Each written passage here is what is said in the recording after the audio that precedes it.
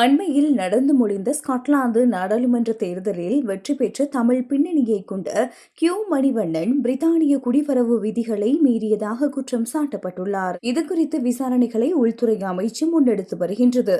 Scotland நாடாளுமன்ற தேர்தலில் green party சார்பாக எடின்பரோ பிராந்திய பட்டியலில் போட்டியிட்டு கியூ மணிவண்ணன் வெற்றி பெற்றுள்ளார்.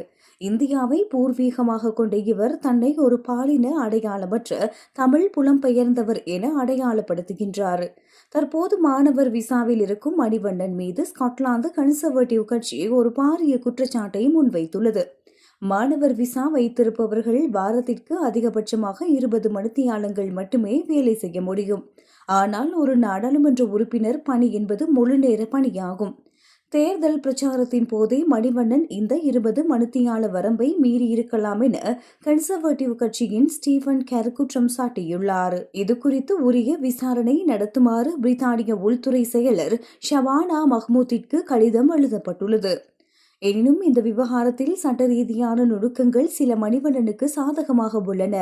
ஸ்காட்லாந்து நாடாளுமன்ற விதிகளின்படி மக்கள் பிரதிநிதியாக தெரிவு செய்யப்படுவது அல்லது அந்த பதவியை வகிப்பது வேலை என்ற பிரிவுக்குள் வராது.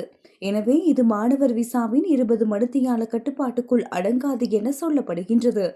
இதுகுறித்து பதிலளித்துள்ள மணிவண்ணன், நான் எனது PhD படிப்பை முடித்துவிட்டதால் இப்போது முழுநேர வேலை செய்ய எனக்கு அனுமதி உண்டு என தெரிவித்துள்ளார்.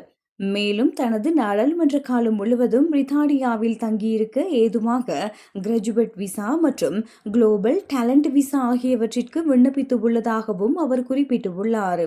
புலம்பெயர்ந்தவர்கள் மற்றும் தற்காலிக விசாக்களில் இருப்பவர்கள் குரலாக நான் நாடாளுமன்றத்தில் ஒலிப்பேன். ஸ்காட்லாந்து எனது வீடு என அவர் பெருமிதத்தோடு தெரிவித்துள்ளார்.